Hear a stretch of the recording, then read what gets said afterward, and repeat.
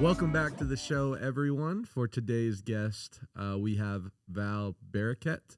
Val is the founder and CEO of Sun Solar Solutions, one of the fastest growing install companies in the country. He's a serial entrepreneur, an avid traveler, and just a great guy, dude. Thanks for coming on, Val. Thanks for having me, man. That's super cool. Of course, man. So we obviously do business together. We partnered up a couple of years ago. You guys are, I think, one of the best install companies in the country. Appreciate that. For those that don't know much about you, dude, how'd you get started in entrepreneurship? Obviously, I kind of know your story a little bit, which is very unique. First, you were a customer and then ended up starting into the solar game. But tell us a little bit about yourself. Yeah, for sure. I mean, I don't know how far back we want to go, right? I'm originally from Romania. Moved to the U.S. with my family when I was 7. So back in the communist days, right? Back in those days for Romania, which I think does a lot of the stuff, kind of shapes you. Obviously, a lot of that stuff. I was recently talking to our VP of Partner Relations, Chase. I was like, dude, I feel bad for you. He's like, your childhood you had. I was like, hey, it was actually funny. We're talking about whistling and singing is considered bad luck in Romania. And he's like, what? He's like, I sing like and whistle like every morning, right? So we're going to, I guess the reason for that is apparently if you have time to whistle and sing, you've got idle time, which means you should be productive, not singing and whistling. Wow. Yeah, right? Which is a lot different than most European countries, right? So I think most of that, because I guess the surrounding countries have similar stuff, even like down to Greece. Like I think a lot of the Balkan countries have that. But anyway, so I think a lot of that kind of shaped, the beginning stuff. But yeah, obviously, moved to the U.S. When I was 7 and have always kind of been into, I've always liked tinkering with stuff. I'd always liked building stuff. I always liked, trying different things. So, I mean, I had a ton of different jobs kind of growing up, right? And I didn't really get into entrepreneurship until my mid-20s. And that was with my wife, Lavi. And so, and she's similar, right? So she can't stop. It's funny. She says she can never have a hobby because it always turns into like some kind of money-making thing. Nice. Right? And so, but yeah, we actually started off with we had a advertising publication.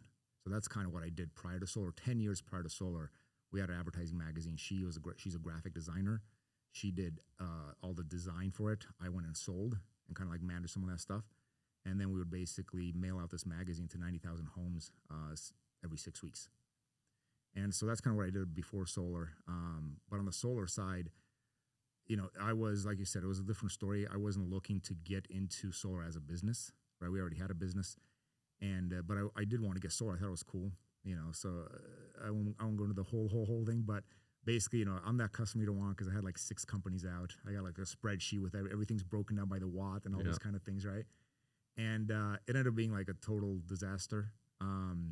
It took 8 months to get to install. It failed permits like 5 times. But I was learning stuff as it was going. I'm like, hey, can I see a copy of the plans? I'm like looking at things. I'm like, hey, this looks wrong. The wire size seems incorrect for the system size. And this guy's like, what's going on right now? Like, it's a nightmare customer. And I guess fortunately, unfortunately, a lot of the stuff I would point out would end up failing, like for the reasons I was calling out. And so anyway, 8 months goes in and the guy installs it, fails inspection like 3 times, right? Worst install you've ever seen. I ended up tearing it off the house. Yourself? I fired the guy. So it was a cash deal. I had gotten, he got it to install, and I had given him half the money by that point. Kind of typical. I was going to give him the other half after install. And, and after the 3rd time that he failed inspection, I was like, dude, just get off my property. You can keep the half basically for the equipment, right? I'm not giving you the other half. I ended up tearing everything off the house. And then had learned over that time frame like how to install solar property. So it took me 2 weeks. YouTube? What's that? YouTube? Man, I don't even know if YouTube was like big, but reading some YouTube, some like what reading instruction manuals. Sitting there 2 weeks. 12.4 kilowatt system. I did have a buddy of mine, Adrian. He helped me out a couple days. I mean, that stuff's work, and it does give you an appreciation for it. You know what I mean? Like the installers that are up on those roofs. I know obviously on the sales side, it's super tough to be out there door after door, day after day. It's also super tough to be up on those roofs, especially in, Nevada and Arizona and some of these hotter states where like your freaking shoes literally melt like on the roof, right? And so, but yeah, that's, so after that, I ended up reinstalling it, called an inspection, and it passed on the first try, right? It's funny because Michelle was actually the inspector. She's still with the city, right? So what is it now, like, over 10 years later. And she was like, "You did this yourself, didn't you?" Like she just kind of knew at that point. And anyway, but past inspection, and out of that, it was really, that's how it came about. First of all, I was like pissed off about, most homeowners are going to be trusting of their contractor, right? They're not going to be like, going crazy like me and looking up the company and doing all these kind of things and the work that they're doing. And so that really kind of fueled the why behind it, right? Like homeowners deserve something better, right? And even the stuff we do now, like we do a lot of stuff by the book, we do quality stuff, but it's not above and beyond. I've heard people actually accusing our company, like, man, you guys go too far. Like you don't have to go to that level of sort of quality. Like it's fine if you do it this way. And I'm always like, if you were to do your own house, which one would you choose, right? And that's the biggest thing to it. And it's a compliment. We've had so many people that we've worked with in the solar space that when it comes to their house, like they go through us, right? We've even had people, competitors, because we're, there's friends in the industry, so they might be working for another company.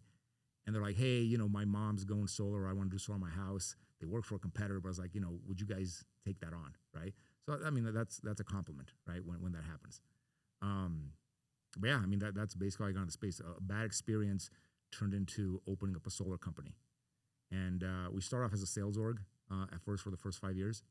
And then, same kind of thing a little bit with the installer that we're using at the time. The experience just wasn't what it was at first, in a sense, just from a customer standpoint, right? Meaning, we've got complaints coming in, we've got roofs leaking, we're getting blown up, we're getting 1-star reviews because, the work that they're doing. And so, we in 2020 we decided, hey, we're going to bring this in house, at least that way. And we're all human, right? In this, so like we're going to make mistakes. But at least it's a little bit different when you make it. You can take that accountability, and at least you can like look back at your company, like, hey, where did this go wrong, and what can I do to fix it? You don't really have that kind of control when it's an outside party. So yeah, it's a really cool story because most of the successful companies I've worked with over the last 10 years, whether it's Sunder or even previous companies or installers, a lot of them started in the field first. Yeah, the reason that you're so obsessed with customer experience is because you didn't get that customer experience. Right, so you wanted to create that for yourself, and you understood what it's like to be on the other side. It's the same thing. If you're a sales company, if the owners or CEOs have never been in the field and understand what it's like, you don't have that level of empathy when making decisions. I think in business, sometimes the field versus the executives or the people making the decisions 100%. Get so disconnected 100%. From the people that are actually doing the work, whether it's the head of the corporation to the employee, that a lot of times you lose that intimacy. Yeah. Of course, with enough scale, it's hard to keep that. But what have you guys done from a business standpoint to really keep that intimacy and making sure that the customer is first, just like the vision was when you first started? Well, I mean, a couple of things. So one of the things that, Michael O'Donnell is my business partner. MOD. Right? MOD. And so, he came in the business super early and within the first few months that we were in business. And, he's still part of that. So, from the sales side, from that side of it, just, he's still out in the field. Right now, obviously a little bit different role. He used to be out there knocking doors, and he still does that from a training standpoint, helping others grow, right? But from from the actual business, we're still very rigid, if you will, if that's the right word, in the experience of the customer and our processes. Like we have refused to sort of blur any of those lines, and that's why we do see other companies do that sometimes, and especially those things where it really tells like who you are as a person, as a business, is in the hardest times, right? Because that's when you're most tempted to like, hey man, like, if we install it, you might have your back against the wall, and maybe you don't have any installs because you're waiting on permits. That's the easiest time to be like, what, let's just install some without a permit, because if we don't, then we're not going to have some funding coming this week. And we still have never installed one without a permit. Like, I just won't. And I do feel there's a little bit of like, as soon as you do it once, it almost reminds me of like, you get like, if you have a car and it's like a new car or whatever, and it's got like no dings, right? As soon as you let one or two happen, then it's kind of like, well, whatever. It's already all, you know what I'm saying? Yeah. And so I feel the same way about business. And so that's one of the reasons I'm like, what, I don't want to do that. I want to be proud to say that we've never done it, but also kind of keeps me and the business in line. And so that's been a big part of it, not doing those kind of things. Another perfect example would be like roofs, right? Like we check the roof condition, okay? And we need to make sure, again, from a customer standpoint, that roof is going to last for a good amount of time, right? Obviously, eventually they'll all go bad, right? But, to have solar installed and then you need a roof in a year or 2 or 3, Like that's a terrible customer experience. And to put the customer in that situation is, I've been that customer in that situation. And so that's another one to kind of, sort of like, well, let's just look the other way here. But that's not how we do business. And again, we always look at it for like, if I were to be on the other side of the table, I would be that customer. Would I want that experience? Like, I'll give you another example. I've had, there was somebody in the space that used to be in the space. I won't mention names, but their whole ideology or sense of direction was, it's cheaper to fix 20% of problems than to do 100% of it correctly. Okay. And that might be true from at least early on, short term, from a, financial standpoint, right? My mindset, the first reaction I had when I heard that saying was like, why is that fair to that 20%? Right? Like, why do they get to be sacrificed for your financial benefit or for your financial gain? Okay. So I've just never aligned with that. Obviously, I think the way that we do business, it's slower, right? It's, like we could probably be 10 times as big as we are easily, given the amount of time we've had in the space over 10 years, being that we have MOD, that's part of the ownership of the company, right? And kind of the influence that like we could do that, but we haven't been because of the process we have in place. It sometimes doesn't align in this, maybe we'll talk a little bit about that, but it doesn't align with some of the stuff in the space where reps are like, well, you know what, yeah, that sounds great, but I rather go with a company that doesn't tell me the roof is bad because that's going to cost me an install. It reminds me of a quote. I don't want to butcher it. It says, most businesses don't die from starvation, they die from indigestion. Meaning that it's not always a volume problem. It's not because they don't have enough scale or volume. Yeah. It's because they scale too quick and 100%. They're not able to dial in the processes. Yeah. And, we'll talk about solar a little bit later in the space and the crazy landscape. But that's what we're seeing firsthand for a lot of these companies. They get so much volume up front because they're willing to maybe cut corners or drop their pants on pay. But then once the volume comes, they're never able to catch up and actually build something sustainable long term. Right. And along that same line, it's like, again, sort of thinking short term, not long term. Those things will come back at you and they'll eat you alive. There was a company that a large company that went out of business in this space, and my understanding was that when they went out of business, they were spending $100,000 a week on fixing roof leaks, right? A week, right? And so you do the math on that, or like what that is over time, and yeah, like it's great at first, and you see that with a lot of these companies. They skyrocket and then you just come crashing down. I've heard companies that, their service department is bigger than their install department, right? We've got an RN, which is, it's not surprising, but it's kind of like, wow, like we don't have a big service department. And our service manager, Emily, she's like, hey, if any other departments need some help, like my guys are kind of idle, right? Like if we need any help on site surveys or if we need like help on something else, like they don't have a lot of work to do, that's what you want to hear from your service department, right? And so, yeah. One thing I admire about you, Val, is it seems like you're always proactive versus reactive. You're always ahead of it. You're always getting updates out first. You always know almost 3 steps ahead what's going on. Have you always been like that in terms of just being very proactive, making sure you're never caught with your pants down, versus a lot of people that when the problem's there, they're kind of addressing it head on, versus you kind of already have the solution because you can forecast it ahead of time?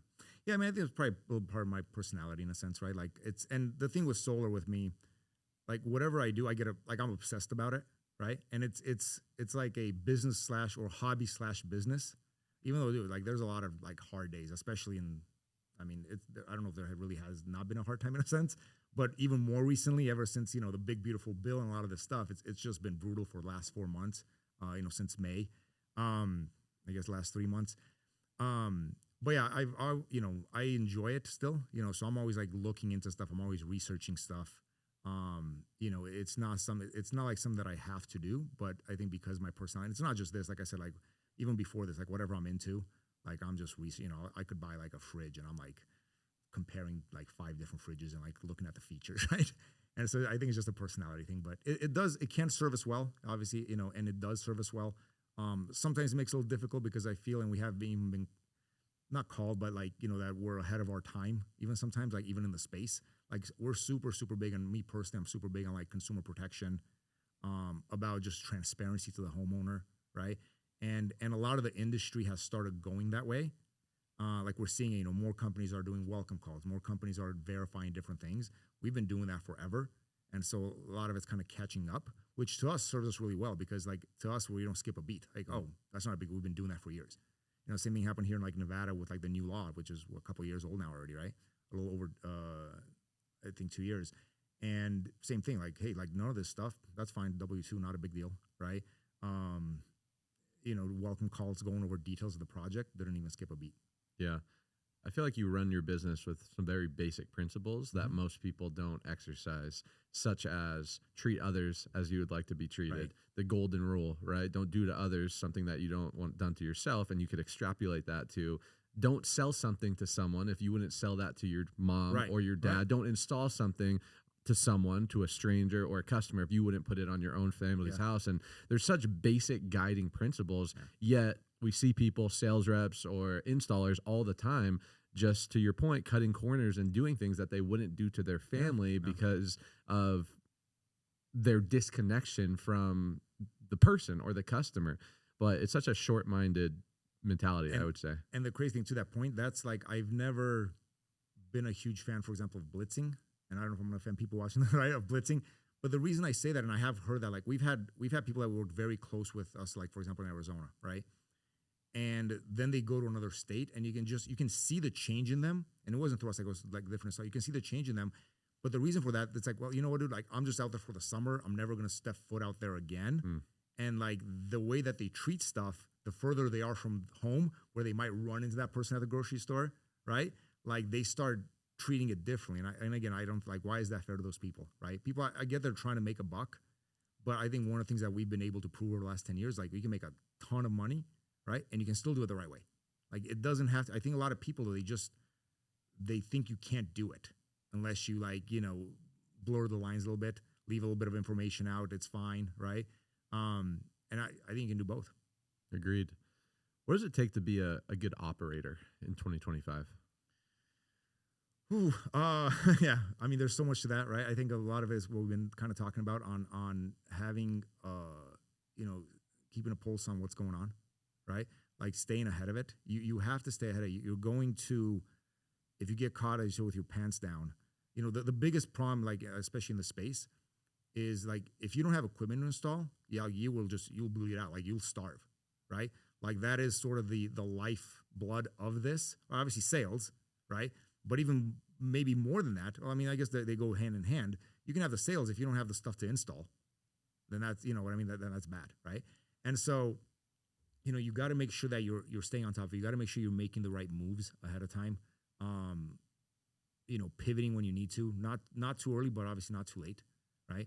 Obviously, and this is not necessarily in 2025, but it's like, you know, having a great team. I've always been a big believer, and I'm not a big sports guy, but I understand the concept of, for example, building like a dream team or like acquiring the right key players that are sort of the, you know, the pillars. And then obviously they lift everybody else up, but like, and you got to spend the money, you know what I mean? Like you got to spend the money to make that happen. And that's going to pay dividends. I had somebody in the space was asking me for advice like this similarly in the past. And like, hey, you know, how do you guys, like, we have a really, really good, first pass rate with like the inspections and also plan sets, like permitting. And they're like, hey, man, like, how do you guys do that? You know, like, how are you guys above like a 95%, you know, like 9.5 out of 10 pass like on the first try, which is really, really high, right? Typically companies might be, you know, 80% if they're good. And so really my advice was like, dude, like hire the right people, hire smart people in the space, and they'll just perform at that because that's, you know, they're going to have the drive, they're going to have the brains for it. And so, yeah, having the right team, you know, being ahead of it. Don't get into too much. Another thing that I see in the space is people always jump at, hey, there's this new loan company, there's this new finance company, there's this new, and they're like sort of the first to jump at it, right? Now, obviously, you know, sometimes that might pay off, right? It's like gambling in a sense. Like that might pay off, but you're risking so much, right? So I'm not usually the one to sort of like jump in first, right? Like let that company have a little bit of history. And we've seen, I mean, it's served us super well. I mean, we had, you know, there was a company recently, you know, they were a rep out in Texas trying to get us to onboard with them. And I actually started going through the onboarding, and just through the onboarding, like there was so many red flags. I was like, dude, we're not doing this, right? And this was probably in the 4 or 6 months ago, and that company's already BK. Yeah, I mean, they didn't pay installers. They're ghosting everybody, you know. So yeah, it kind of goes back to just It's a good point. I kind of look at that concept as almost like investing. You know, a lot of people, when you're investing, they're always trying to get those home runs, right? Maybe it's that next Mimi coin, or that investment from a high school buddy that said they're going to promise and 5 extra money overnight. But when you look at the most successful investors, they're not trying to hit the home runs. They're just trying to be consistent with the singles, the doubles, and maybe the triples.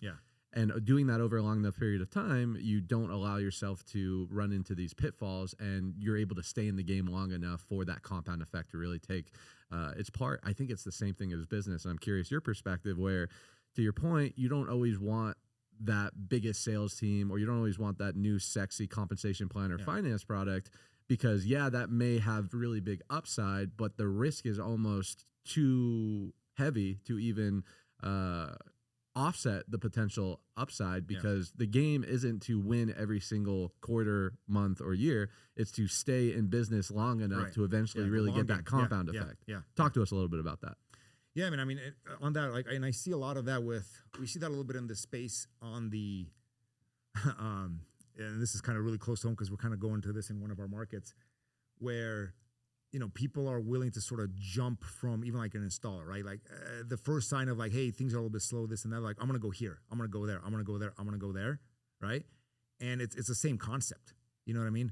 It's the same concept. Like you have to do your due diligence. Obviously, everybody does have a starting point, right? Like at some point, somebody bet on us, right?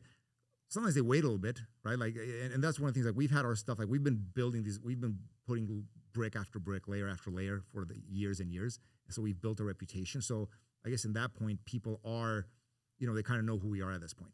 But I do see sometimes in some of these markets where, like, same thing with the finance, like people just kind of jump, to the next one, or like just really quick, right? And that makes it tough. I mean, it is a partnership, right? And I think it's important for people to, like, hey man, we're here for the highs and we're here for the lows, right? And like any business, right? It's like you really have to treat it for the partnership. So I mean, it's that's probably my biggest thing of making sure that you're not making decisions too quick, right? That would be one of my biggest, like, make sure you don't make decisions too quick on those things. Make sure you do your due diligence. I know, and people, it might be funny because people will be like, well, hey, didn't you go with some random installer like 10 years ago, right? One part of the story that I didn't tell on that, I did my due diligence, right? And I don't know if you ever heard this part of the story before, but, I actually looked up this company, like I looked up permits, right? So I was permit poaching before it was cool. Nice. Right, in a sense. No, I went on to the city's website and I looked them up to see, what projects have they done, right? So I found a couple projects like not too far from my house, and I just went and like randomly knocked on the people's door. It's like, hey, it's super weird. My name's Val. We're thinking about using this company to go solar. Like, how was your experience, right? So even then, like, I was trying to do my due diligence to make sure, right? A lot of times people, especially in the space, but I'm sure in a lot of business, like, people will tell you what you want to hear. One of the things that even differentiates us a little bit from other companies, like, we are super transparent, like, right off the bat. So, if you go and say, hey guys, here's our timelines, here's the address, here's all this stuff, right? And the timeline may not be as sexy as maybe as somebody is hoping. It's like, man, your timeline says 3 weeks or 3.5 weeks or 4 weeks or whatever it might be, depending on the market. So the company's in 2. And it's like, but have you actually done projects with them? And are you sure they're 2, or they're just telling you 2? Because some, like, people want to believe, especially, people in sales, sometimes people in sales are the easiest to sell, right? And so some people have kind of gotten, they got wind of that. So, like, they'll tell you like a best case scenario, right? Not saying we've installed jobs in 9 days, right? But it's sort of a fluke when it happens, right? Like, that's not the plan, if you will. And so sometimes you'll get the best version of it. So yeah, I think doing that due diligence is super, super key. Yeah, and expectation management is huge in our space. Similar on the ops side, right? On the sales side, our whole job is recruiting. Yeah. It's to expand, find talent. And typically, I've been doing this 10 years. Whenever someone who I'm recruiting or trying to recruit some of our guys tells me how much money they made in a year in solar, I normally cut that in half. And that's usually right around where they make, because of how much overpromise and underdelivers in this space, because everyone's trying to recruit someone, so they're trying to fabricate and exaggerate, and like you said, best case scenario. But what most people don't understand, again, it's a very short-term mentality versus the long-term. Sure, you recruit them and get them in, but then when you're not going to deliver on the expectation you set, then there's just headaches. Yes. You know, recruiting, the first part of recruiting is getting them in the door, but it's really getting them paid, promoted, and actually bought into your culture and platform. So I've learned I'd almost rather tell them worst case scenario and tell them all the other reasons why they should join. So when I can over deliver, then they're stoked versus the other way around. 100% on the same page. I mean, we do the same thing with homeowners, but even obviously, you guys are recruiting sales reps. We're usually recruiting sales partners, sales orgs, and it's the exact same thing because it's almost a little bit even at a different level or higher level than you might do it with a homeowner. Because with a homeowner, it's typically like a one-time project, right? So then it's kind of like done and there it is. When you're working with somebody, whether you're working with a rep or whether you're working with an organization, like they're going to be there they either will be there longer term or not, right? And so if you set up an expectation that you can't meet, then they're like, dude, this isn't what you said it was going to be. And not only did you kind of ruin it for them, because it's not easy to move companies to do stuff like that, right? Like, there's a lot of stuff going on. You're moving your whole team. They're trusting you, right? So now you've kind of ruined that. But you're also ruining yourself from just from the standpoint of a reputation, right? Like, hey man, don't go to X company, don't work with so-and-so because they're not what they say they are. So to your point, and we do the same thing with homeowners, we typically overestimate or because we go through a process, and even in our sales presentation, like, hey, it says site surveys in 3 to 5 days. It's usually in 2 to 3, right? It says install is going to be 30 to 45 days, and it's 20 to 30, right? Type of stuff. And so now you're going to have those projects that do take the full length, and when they do, now the customer's not upset. If you tell them 30 and it takes 45 days, they're pissed. If you tell them 45, it takes 30, they're super happy. If you tell them 45 and it takes 45, then you met the expectation. And so, super big on that. Obviously, it does make it a little bit more difficult because sometimes people want to be sold. They want to be, sell the sizzle, not the steak, if you will. Yeah. Right. Which is fine. I mean, there's a balance there where I think you can do both, but it is important to set those right expectations. 100%. Let's talk a little bit about you, Val, outside of the solar space. You moved to America when you were 7 years old. 7 years old. It's funny because I've had a lot of people on this podcast successful in different verticals, different industries, and a good chunk of them were immigrants, people that came, whether it was their parents, first generation, second generation. Were you always a dreamer? Did you always want big things and to travel and have, multi-million-dollar houses, or did it kind of just accustom to you? Honestly, I wasn't. I'll be honest. Like growing up in Romania, it's funny. I have pictures from my childhood, and they look like they're from, like, if you grew up in the U.S. in the 40s, they're like black and white, and they have like the little ribbed edges, if you've ever seen those photos, right? Maybe even from like the late 1800s or something, right? Like that's what my pictures look like from my childhood. So it really wasn't that, I mean, it obviously, I think moving here, part of that story is like we came here with my entire family. We're actually fortunate. My dad's uncle, if I remember correctly, he had come to the U.S. like a few decades before.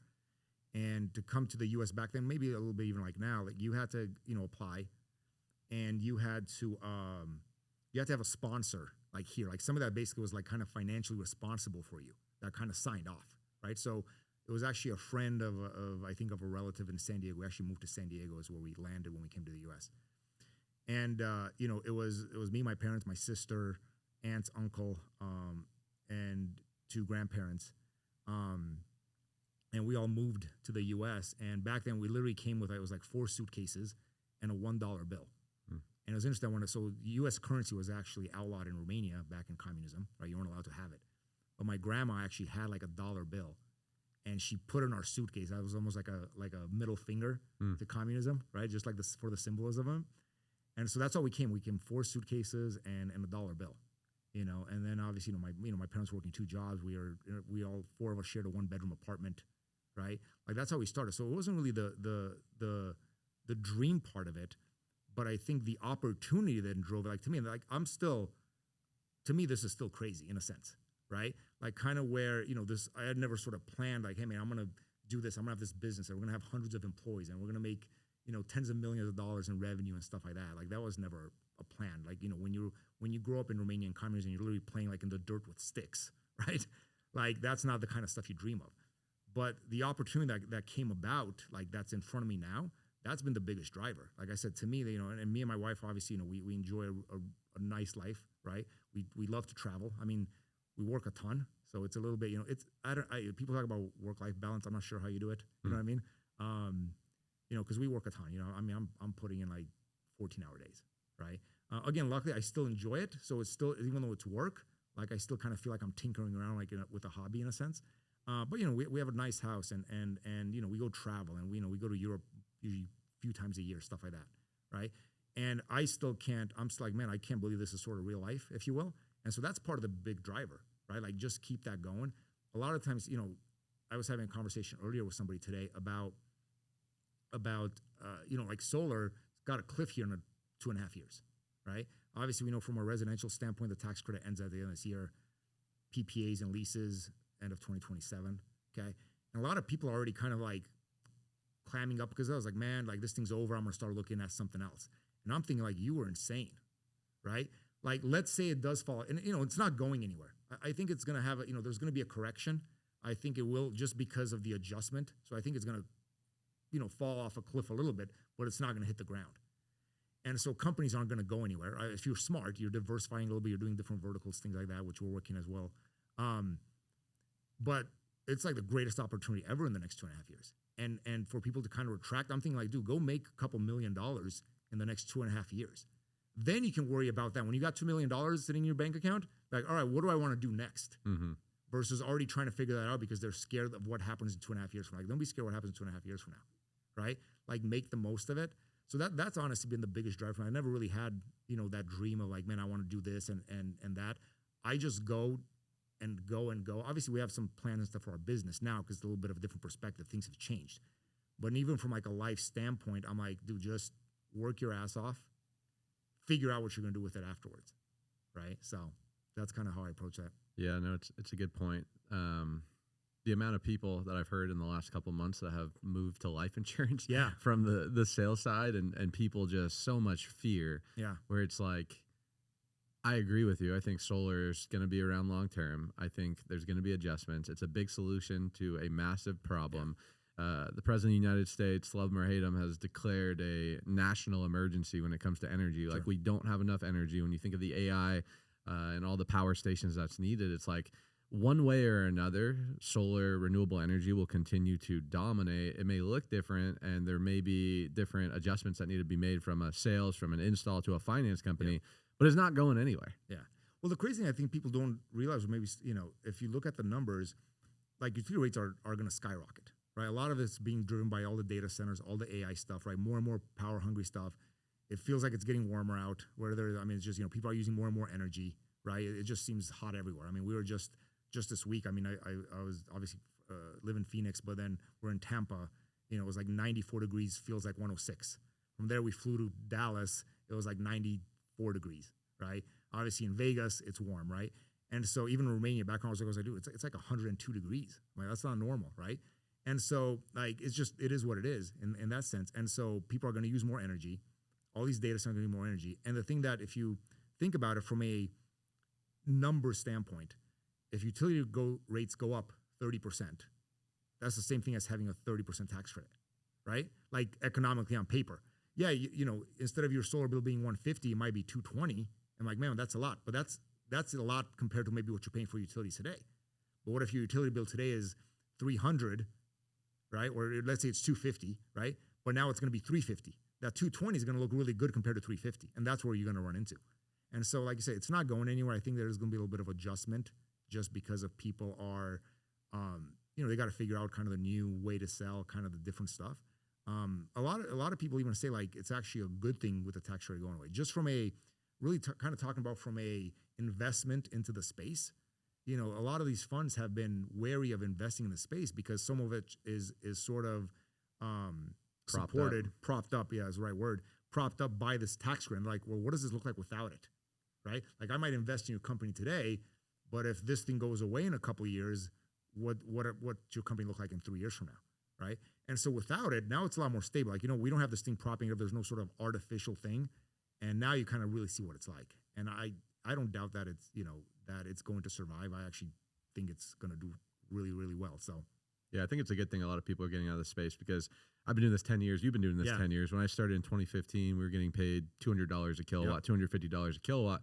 And I thought it was the best thing since sliced bread, you know, and it was great. Lots of volume. Granted, the market wasn't as mature. Things were a little bit different.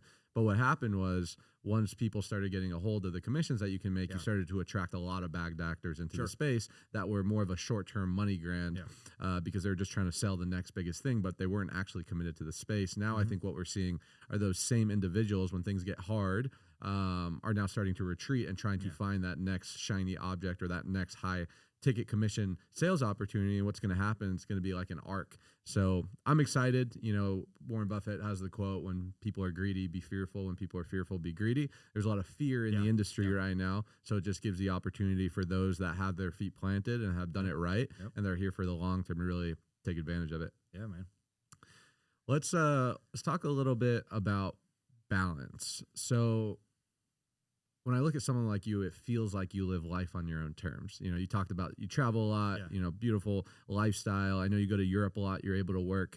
Was that always a goal to be able to have and that level of freedom and flexibility, or did that just come from as a byproduct of the success of your company? No, I mean, we've always loved doing that. You know, like me and my wife, that's just always something that, like, that's our thing. Like, we love to travel, right? So with the business, you know, making it, like, how do you make it fit? Okay. And so, you know, people are always like, hey man, enjoy your vacation. It's not really a vacation anymore. Like when you're sort of running a business this way, it's like a remote working, if you will. I have found, you know, for people that the hack is to go overseas, go somewhere where it's like a 10, 12 hour time difference. Okay. And the reason you do that is because it's literally the opposite time of day, right? So like, for example, Romania usually is like 10-hour time difference. And so it changed a little because Arizona doesn't change time. Obviously, compared to Nevada, it's always a 10-hour time difference. And so, you know, when it's 9 p.m. here, it's 7 a.m. there. Okay. So you are sleeping, right? While people are kind of doing their thing here. Now you wake up as people are going to sleep here. And so now you can kind of enjoy your day, go have breakfast, go have lunch, go stroll around the town. Everybody's asleep, right? And so that I've learned that's one of the hacks to do that, to be able to kind of get a little bit of quiet time, because usually it's busy all the time. But yeah, that has been, you know, you make it work, right? Like you find like, hey, what are the stuff that I enjoy doing and how can I fit that into what I'm doing? And you have to do that because honestly, like you still have to have, even if you love what you're doing, like I said, you know, for me, it's almost like a hobby still. It's still hard. And so you got to find other stuff like, hey, like what, aside from the, like, I'm just going to keep doing this and figure out what happens with it. Like, you know, I'll just keep going. But there is either stuff like, hey, like make it, what do you enjoy? That kind of makes like, hey, this is why I bust my butt, right? Like this is why I bust my ass. Like, you know, and I'm a big hotel snob and airplane snob, right? Like I just enjoy that kind of stuff. I like flying business. I like flying first, right? Like I've done like, you know, Emirates first class and like their whole like posh thing. And like, I still haven't done like some of those like suites and stuff like in the, you know, that's still kind of on the bucket list. But even like hotels, you know, like people kind of pick on me. Like can do like hotels with like popcorn ceilings. Right. And obviously I can, I'm being a little bit, you know, obviously I've, and a lot of times people, you know, maybe because I actually say those things, you know, we grew up with like an outhouse. Right. And so I can totally be like, and I'll tell you, we were in the Philippines almost a year ago now. And that was an awesome experience. I can go a little bit into that, work related. But I do like those things, right? So like, those are the kind of things if you like I'll splurge a little bit on, right? Like really kind of enjoy those things, like really nice hotels, really nice, you know, flights, planes like that, cars, things, you know, rentals even. So you got to find something that like, hey man, like when things are hard, it's like, you know what, this, you know, this oceanfront, you know, house that we rented or whatever, right? Like that's the kind of stuff that kind of makes it a lot of times worth it. And that's going to be different for different people, right? Obviously with me and my wife, you know, we have a lot of time for this as well. We don't have any kids. And so this is like our baby. And so, you know, for some people, you know, maybe if you have kids, like that's, you know, you want to do all those kind of things for them, right? So whatever it is for you that kind of makes working 14-hour days worth it, like find that thing. Got to reward yourself. Yes. Yeah. You know, I think too many people, I think there's two kind of sides of the spectrum. You have the people that are lazy and don't really do anything. And then you have the other side, which are people that are just overproducers, never enough, go, and can never reward themselves and appreciate. You need to find that balance. I've found myself in just, I need to do more. I need more sales. I need to grow, but then I'm not rewarding myself and celebrating what I'm doing. Therefore, I'm not giving myself that dopamine release to want more of it. And then that's when you burn out versus trying to find that. So how do you view money, Val? Do you use it, or do you view it as more of like a tool for experiences? Do you use it as a tool to create freedom long term? Because obviously you live a great lifestyle. Where does that money perspective come from? I mean, a little bit of both, right? Like it's definitely a tool to live life, right? Like I'm not a huge like save all this money for all this time, right? Obviously you have to be smart with it. You have to plan ahead, right? Like you don't want to like burn through it all and then like, what the hell did I do, right? Like that's not a good solution either. But you also have to enjoy it. I mean, life can be short. I mean, we see like, shit happens every day, right? You've got, you might get an accident. You might get some kind of, bad, health news, right? And so you have to enjoy it, but you also have to, you have to balance that out. And so for me, definitely part of it is the experiences. A big part of it is the experiences. But then also, like I said, like planning. So like for me and my wife, for example, like our longer term goal would be, down the road, maybe past solar or even when solar's kind of still going, right? But we love, for example, like home building. And she loves interior design. She loves all kinds of different design, right? And so I love building. I've never actually like built a house myself, but we've done a couple like like new construction homes, like for ourselves, cabins and stuff like that. I love that entire experience, like just the whole planning and the checking it out and inspecting stuff and looking at things. And so like longer term is like, hey, I'd like to have money to be able to kind of do that. Like our goal and kind of a dream is like, I'd love to, go buy a piece of land, like a 2-acre, piece of land, and then like build a spec home, right? And just do it our own, do it like our own pace. Like you don't have a client that you sort of have to like meet deadlines and stuff like that. Like, hey, you do it and then you market it. My wife also does real estate. And so that obviously fits really, really well in that. And so, again, looking at like short term and like experiences that you get that dopamine hit, like you said now, but also making sure that you do have a future plan for that. But I'm certainly not somebody that's like, man, I got to save every penny. Like you got to enjoy the money. You know what I mean? Like you got to like, hey, why am I busting my ass for? Like you got to, that for me, that's got to be part of it. Agreed. Let's talk about scale a little bit. Yeah. You guys have been in business for 10 years. About half of that was a sales engine. Now half is an install. One of the things that myself and our whole sales organization that loves about you are how in the trenches you are. Yeah. You're responding at 11 p.m., midnight sometimes on a Tuesday, when you're traveling in Europe, right? You're at 3 a.m., sometimes 4 a.m. your time, still building designs, doing all the things, which we appreciate. But I think as you realize, it may not be sustainable long-term as you continue to grow and scale. Talk to us about the importance of going from just a business operator from now a business owner, because I think a lot of business owners, whether you're in the sales and solar space or small businesses, they kind of get stuck at a bottleneck where they're the ones doing everything and they're not able to remove themselves and actually duplicate. Right. Yeah, I mean, you have to be able to do that to an extent. I do the stuff that mine's intentional, right? And maybe not everybody's is. Mine is intentional of staying as involved as it is, right? Again, part of it is because I still enjoy it, right? So it's just that's part of it. I do think, scaling it, find the right people. Like I said earlier, find the right people, pay them the right amount. Like you're not the only smart person in your business, right? The owner is not the only smart person in the business, all right? And that's, I think, when your business can really get successful, is like when you can bring other people with you, when you can hire the right people, hopefully provide the right leadership that they then kind of take that step. Okay. We actually had, it was actually kind of cool. Our national install director, his name's Monty, fantastic guy. I don't know if you've met him. And he started off as a crew lead. Okay. So he just ran like one of our install teams, and then he went to that to being an install manager, to a national install manager, now to a national install director. Right. And so that's, it's one of the things like helping people kind of grow with the company and promoting the right people. But when it comes to the scaling, on the scaling part, it's, again, bring other people with you. But I do think, and I'll tell you this, and not everybody might agree with me on this, but it may hold back the business, how big it can get. It all depends on what your goal is, how big that your business you want it to be. Okay. Like for me, I think having that experience of what that expectation that you set out to be, like even with you guys, like working with you guys, like you guys have a certain expectation. Okay. I don't want to change that in such a material way that there's ever like, man, you guys used to be this and now you're this. Okay. I realize I'm fully conscious of the fact that that might mean that the company is never going to be a, $1 billion company. Okay. And I'm okay with that. Right. Because to me, the experience of the homeowner, the experience of our customers, which includes our sales partners, right? Like that is more important than that. And that's going to depend on everybody, right? Like depending on what their goals are. But to me, like that's kind of the driver. That's why I'm still so involved in it.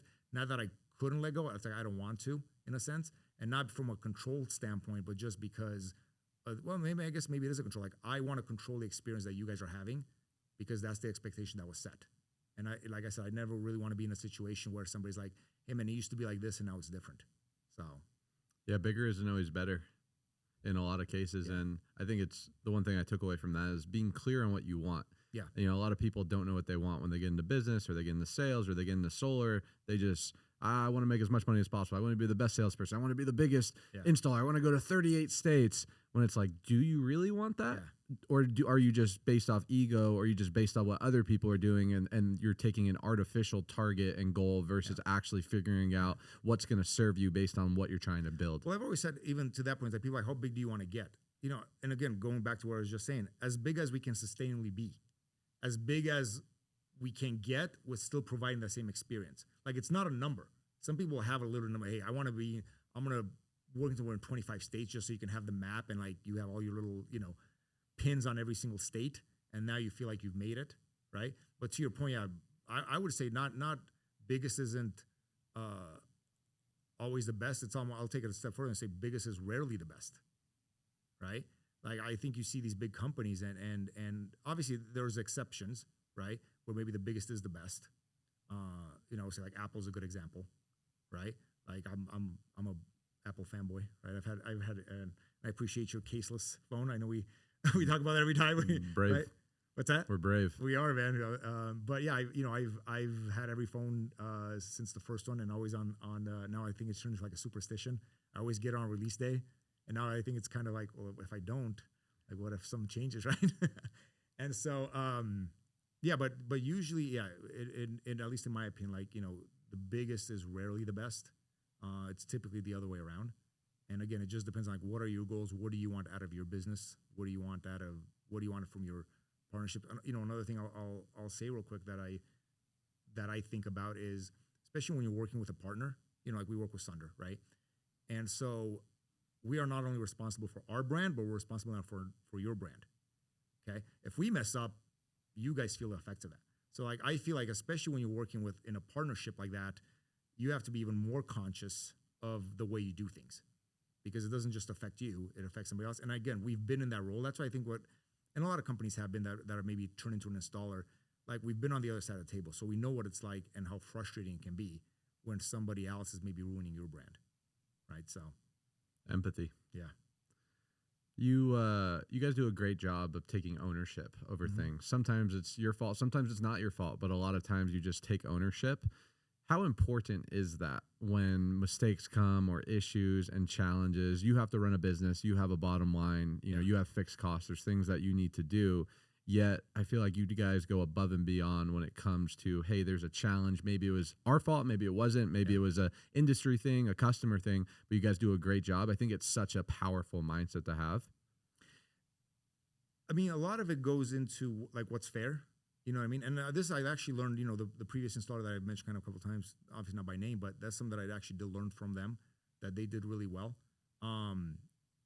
Where, it's like, look, what's fair? Like even like something you might say, let's just split it. You know what I mean? It's not my fault. It's not your fault, but let's just split it. Right. Because that's fair. Right.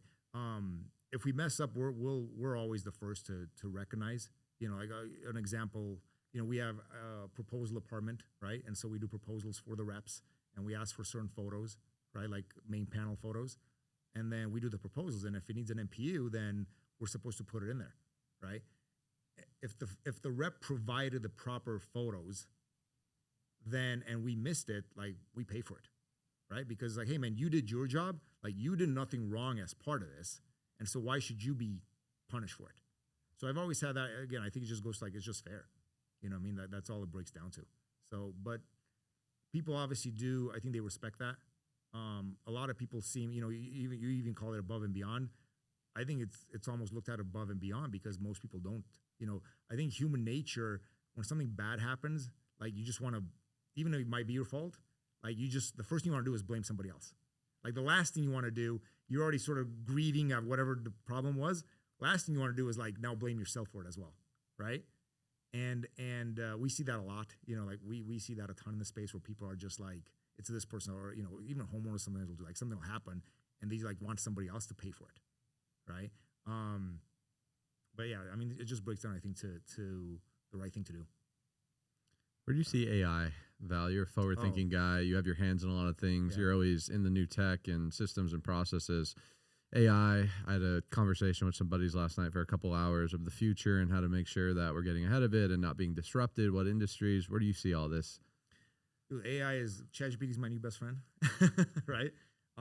It's wild the stuff it can do, man. I mean, it's hard to, I think, even comprehend, like with a kind of, I think it's like, it's like going back 20 years, 25 years, 30 years, I guess maybe at this point, back to like the early 90s of the internet.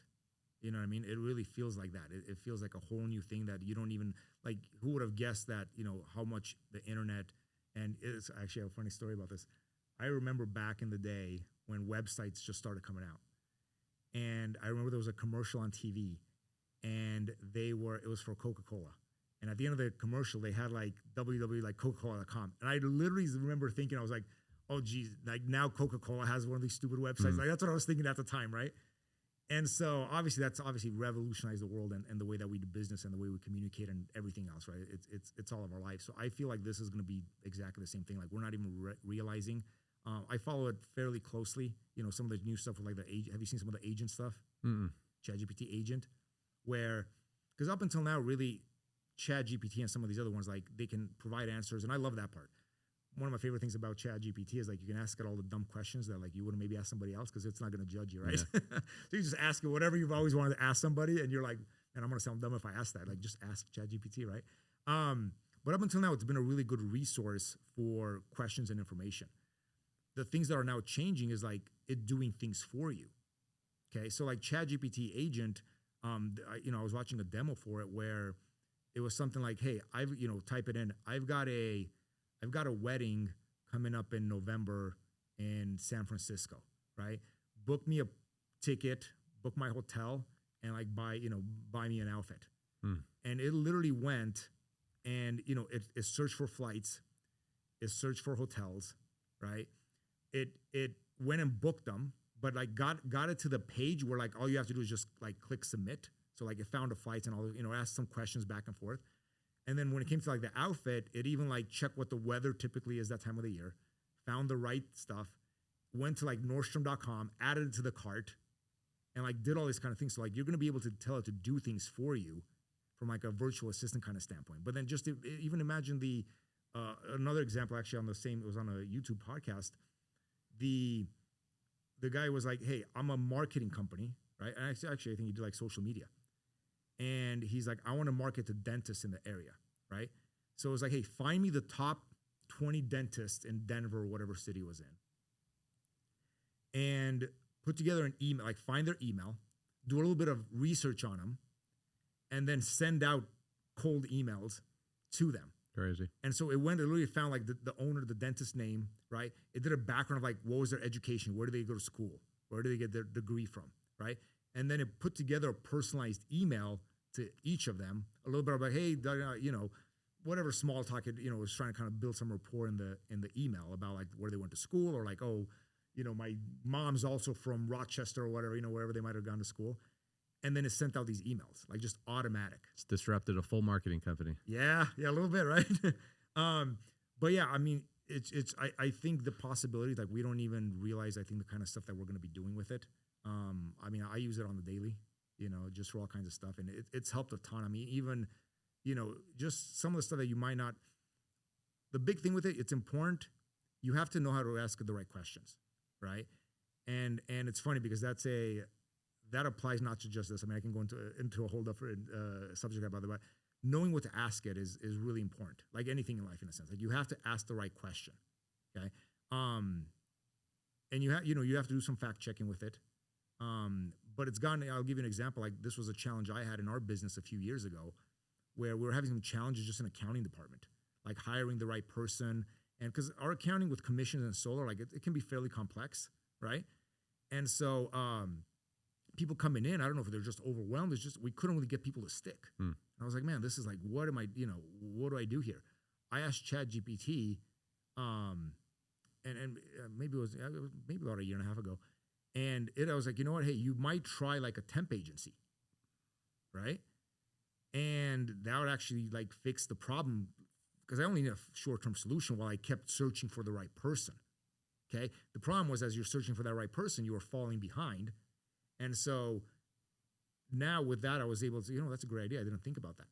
Right. So it's crazy the kind of stuff that it can do and the productivity and the, something that might have taken you hours of research, you now have back in a matter of seconds. Yeah, man, I don't know about, obviously I'm nice to it. I say please and thank you. Yeah. So, if our AI overlords take over someday, it may. Hey, this guy was a nice guy, right? Yeah. Some people say we're only 5 years away from a full overhaul. Well, it's fun. It's kind of like a lot of the, you ever seen iRobot with Will Smith, right? I like that movie. It's not, I don't know how big of a hit it was, but it was a good movie. And yeah, I mean, I think a lot of the stuff that we're seeing in movies are like, we're living them. So 100%. I've heard there's even robots that are already in the beta version that basically a home will have their own robot. They'll do your dishes. They'll vacuum for you, right? Everything like that, which is awesome, right? Convenience is the ultimate currency a lot of times. But where do you get, going back to the iRobot thing, right? At what point, like, will they become, because these movies kind of thought through something, they have like the 3 rules or something. Like you can't, like you're not allowed to hurt a human. Well, then they sort of took that logic and like, well, humans are hurting themselves. So now we have to lock them up or whatever, it's been a few years since I saw the movie. Yeah. Because, they're hurting themselves. So yeah, it'll be interesting to see where it goes. Yeah, be a fun 5 years. Yeah. Val, my last question for you, dude. It's been awesome. I know we got to head to Topgolf here in a second with the team. My last question, if you can go back in time, maybe to Val as a teenager, newer to America, and the Val today could give that younger Val advice to accelerate his happiness, joy, fulfillment, and success, what would that advice be? I mean, a big one really relative to the space is I think I would have gotten into what I'm doing now sooner. Not necessarily the solar, because again, the solar wasn't a planned thing, but I think being able to kind of do more on the, obviously I think we do really well as an operator and on the install side. And that's like where my passion is. Like I can do sales. I did sales for 10 years prior to solar, right? Business to business, door knocking, selling advertising. It's not where my passion is, right? My passion is more on the operator side and more on the install side. And so I would have definitely, I think, done that sooner. I think we obviously could have impacted a lot more, because starting 5 years sooner than, if we would have started doing this in 2015, totally different landscape than started doing it in 2020. I think, we would potentially be in a different spot. I think we could have molded the industry a little bit differently. Like I'm a big part of that even now. Like we talk a lot of finance companies. I'm on calls with them. They invite me on different sort of what's the word I'm looking for? Can't think of it. Consulting. That's the word I'm looking for. So almost like from a consulting basis, like, hey, we're looking to implement this or we're looking to implement that. So they kind of like, how are you guys doing it with your company? So I think had I been able to get into that sooner, I think would have helped kind of mold the industry a little bit differently. That's probably a big thing that I would have done. Aside from that, the earlier stuff, like there's nothing really in my life that I regret. I think everything that, whatever, and obviously this goes both ways. Whatever situation you're in right now is obviously all of your history brought you to this point, right? So like I wouldn't change any of that in a sense, unless it could have been like obviously in a positive way, right? But I mean, there's I used to do dumb shit when I was younger, right? I think like we all have. And so, but I wouldn't change it because I think some of those decisions, like, is the reason those decisions led to where you are today. So, love it. Dude, thanks for being on. Thanks, man. That was fun.